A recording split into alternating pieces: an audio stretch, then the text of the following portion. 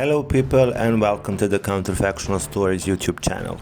We all know about Ruy López opening, but there is people who don't know who was actually Ruy López. So in today's episode we will talk about Ruy López de Siguera.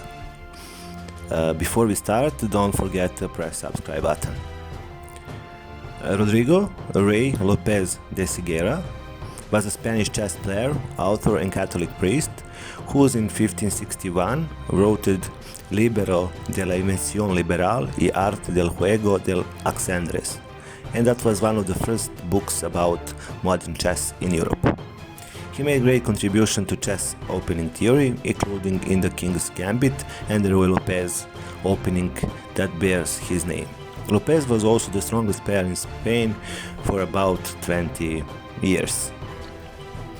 But let's start from the beginning. López was a native of Figueras de León, a town in Extremadura in Spain.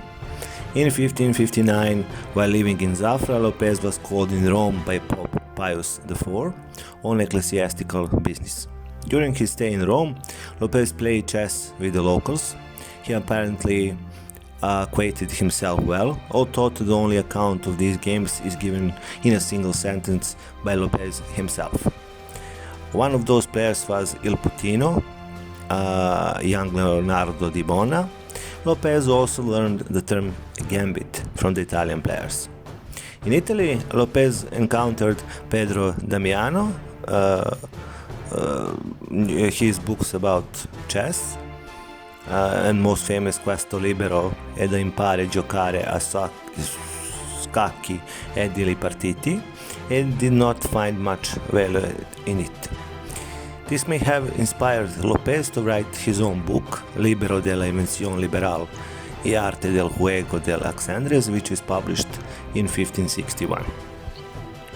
López was the strongest player in Spain for nearly 20 years. His nearest rivals were Alfonso Cerón of Granada and Medriano.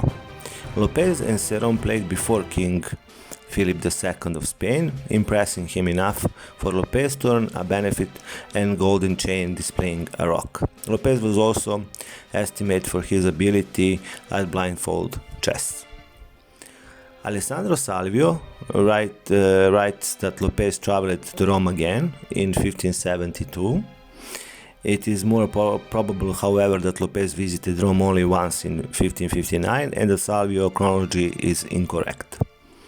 Around the year 1574, López was still in the royal court in Spain when Di Bona, then Paolo Bor, arrived on their tours of Europe. Their meetings, which also included Cerón, are sometimes considered the first international chess tournament.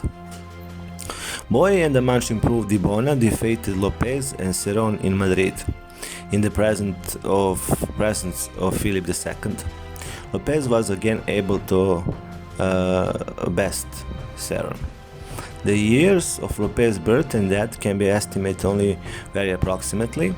A lifespan of circa 1530-1580 is commonly given without evidence.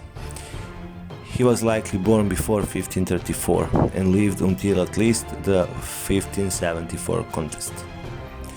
Ruy López's contribution to chess was mainly to its opening theory. Peter J. Mont has described him as the father of opening theory. His analysis of the King's Gambit in particular went well beyond earlier writings such as Damiano's. He also was the strongest player in Spain and possibly Italy for about 20 years. As Andrew Solis describes, at that time the best players of modern rule chess lived in Italy and Iberia. López is believed to have easily beaten the most skilled Italians. He may deserve the Little of World champion, but that title did not exist until the late 19th century. López's reputation suffered from the writing of the modernist master Ponziani described López as unfaithful, unmethodical, and having made a little advance on Damiano.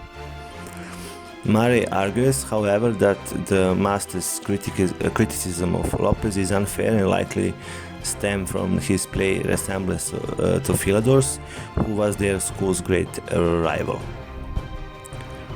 Ruy López surviving treatise, which is fully titled, as we already said, Libero de Invención. And that book was published in 1561. López divided his book into 4 parts.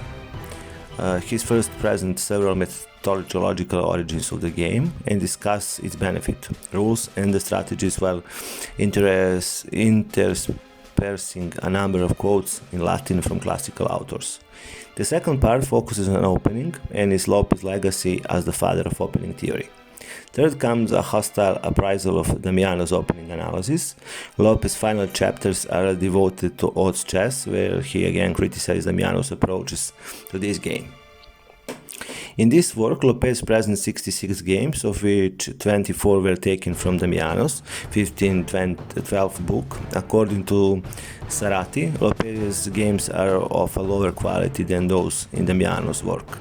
He admits that they might nevertheless be more instructive, since López gives a larger number of variations. Other authors have given varying opinions about the quality of López's analysis. López only rarely presented variation that ended in checkmate. Instead, his concluded lines with comments such as how black must lose his queen, or that while he was very good game. So, that would be it for now. Don't forget to press subscribe button and see you soon. Bye.